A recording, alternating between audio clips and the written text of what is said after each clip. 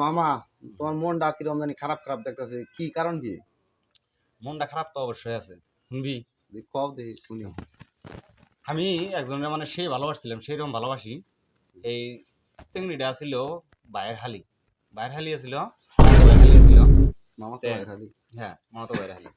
মামাতো বাইরের হালি আমি জানতাম না ওই মামাতো ভাই বিয়ে করছে, আর ওই মামাতো ভাইটা আমার খুব ভালো ভাই, মানে সেই আদর করে, সে মহব্বত করে গেলে সেই সম্মান দেয় আর কি। আর আমি ছোট বয়সে, ও আমার বয়সের চেয়েও বেশি, 2-4 বছর বড়। হ্যাঁ, তো ও যে বিয়ে করছে আমি জানি না, তাই আমি হঠাৎ করে একদিন গেছি, যাই দেখি যে বিয়ে করে আনছে, পালাম তো শুনলাম জানলাম এরকম। পরে ও তো আবার বাড়িতে নেই, ও নাই বাড়িতে, ও বউ নিয়ে গেছে শ্বশুর বাড়িতে যাই হেরা ও নু রয়েছে। আমি এদিকে মামির কাছে শুনলাম যে ও শ্বশুর বাড়িতে গেছে, ওর শুনে আমি আর দেরি করলাম না। মানে বাইরের দিকে আমিও সেই মহব্বত করি যে মানে বাইরের শ্বশুর করতে যাবো। বাইরে শ্বশুর বাড়িতে যাবো। পরে বাইরে শ্বশুর বাড়িতে গেলাম, ঠিকানা নিলাম ঠিকঠাক, নিয়ে নাম হোস করতে করতে করতে করতে পরে মিষ্টি আরো মেলা কিছু নিয়ে তারপর গেলাম মামির বাড়ি। যাই রে তো বাইরে ডাক দিতেছি নাম ধরে, তে ভাই ভাই বাইরে আহার বদলি আর হালি এসি, আমি জানি না যে হালি। এই হালিটা যখন পুচি দিছে না, দিকে তো মাশাআল্লাহ খুব ভালো লাগে, মানে দেখতে সেই সুন্দরী, দেখতে সেই ভালো, বয়সটা খুব কম। তে ভালো লাগলে আর কি করবো, যেহেতু নতুন দেখছি ফার্স্ট না শরম লাগলে তারপরে করলো আহন তেলে বাইতে গেলাম। যাইরা বাইটাও দেখে আমার সেই খুশি হইলো যে আইসো যদি বাইতে তুই সে বেলা করছো, তাছাড়া আমার ভালো লাগে না, আমি এক লাগলে শুরু দিয়েছি, আইসো যদি ভালো হয়েছে। পরে যাই মায়ের বাড়ি খাওয়া দাওয়া করলাম, খাওয়া দাওয়া করে আলাপ আলোচনা করলাম। তারপরে তো ওর হালি দিকে তো আমি মনে করছি পাগল খিদে হয়ে গেছি গিয়া, বুঝছো না। আর ভাবিটাও দেখতে সেই সুন্দর, জায়গা ভাই বউটা ভালো আছে, আদর করলো সেইরকম খিলাইলো দিলাইলো। তারপর ঘুরে আমরা নেক্সট টাইম আই বললাম, ভাবি ভাই আমি তিনজনে একসাথে আই বললাম, মানে মামার বাড়ি আই বললাম। মামার বাড়ি তাই হেরা রইলাম মনু। পরে আমার ভাইটা তো পুরো এর কি সাথে আমার করেই আর কি, কয় আমার হালিটা কি পছন্দ হয়েছে, বললাম হ্যাঁ সেই পছন্দ হয়েছে। আমি এরকম কইলাম এর কি করতেছে, বললাম হ্যাঁ সেই পছন্দ হয়েছে। ও যে সিরিয়াসলি কইতেছে আমি কিন্তু ওটা কোনো সময় ভাবিনি, কি বুঝছো, সিরিয়াসলি যে কইতেছে তুমি তো ভাবতেছো এর কি করতেছে। হ্যাঁ, কিন্তু আমার তো আসলে সেই মনে ধরছে, সে ভালো লাগছে যে আর আমি ভবিষ্যতে বিয়ে করবো, এরকম একটাই। পরে জন আর কি শ্বশুর বাড়ি যায়, যে নতুন বিয়ে করছে না, 15 দিন 1 মাস পর শ্বশুর বাড়ি যায়, তখন আমার ফোন মারে, তখন আমি এদিকে যাই। ওই মেলা আগের কথা না, তখন মনে করো যে আমার দাড়ি মুছটাই ঠিকঠাক হয় নাকি। হ্যাঁ, তখন মনে করো 50-40 টাকা সেই মূল্য আছে, 50-40 টাকা হইলে একটা আত্মীয় বাড়ি থেকে আরামসে ঘুরে আসা গেছে, মানে মিষ্টি খাইয়া দিয়ে নিয়ে দিয়ে 2-4-5 হাজার টাকা অবস্থা, এখন তো 2-4-5 হাজার টাকা করছে না। তো গেলাম, ভাই ফোন করলো, নিয়ে গেল, নিয়ে আর শ্বশুর বাড়িতে গেল। যাই রকম দেখি করি, মানে বিয়া নিয়ে নানা ধরনের আলাপ করি, আসমস্কারি তো মেলা কিছু করি। এই স্কুলেও সময়তে আগে দিয়ে থিয়ে আহি, আবার স্কুল থেকে নিয়ে আহি বিয়া নিতে, মানে ওইটাই একটা মনে করো একটা চাকরি আর কি, যে 2-3 দিন থাকি আর কি মাই বাড়িতে, ওইটা একটা চাকরি নিয়ে থাকি আর কি। আর কোন সময় না আমি আবার পড়াশোনা একটু বেশি না, ওই ছেলেটা আবার তো পড়াশোনা না, যেহেতু আমার চেয়ে বয়সে কম, আমি পড়াশোনা বেশি করছি। আর আমি সময়তে পড়া কইয়ে দিই, কিংবা লেখে দিই, এই হিসেবে ভালোই থাকতে হইলো। মানে এক পর্যায়ে মনে করো যে ভালোবাসার কাছাকাছি এরকম, মানে সে ভালো ভাই আমার, মানে সম্মান করে ভালো ভাই এই হিসেবে।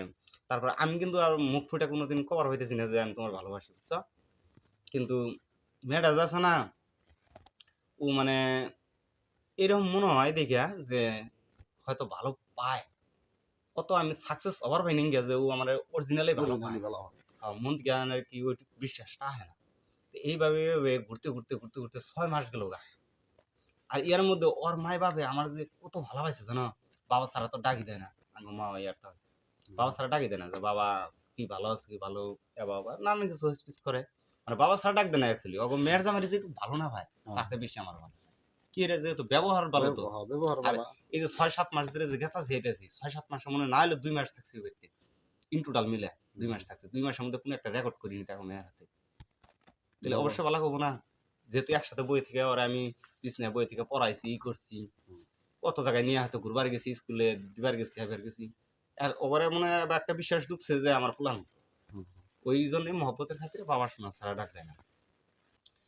তে হঠাৎ করে একদিন মানে মা ওই যে মানে হরি আছে, মানে শরীর দাদি, ওটা মানে আলাদা অন্য ব্যক্তি থাকে, তে কইতেছে যে বাবা তোমরা থাকো, যে পাখি বাড়তে আছে, তাহলে ওর নিয়ে তুমি থাকো, পড়াশোনা করাই থাকো, তাহলে আমি যাই আমার হরিরে দেখে হিগা যাওয়া দশা পারলে তে ও গেছে গা।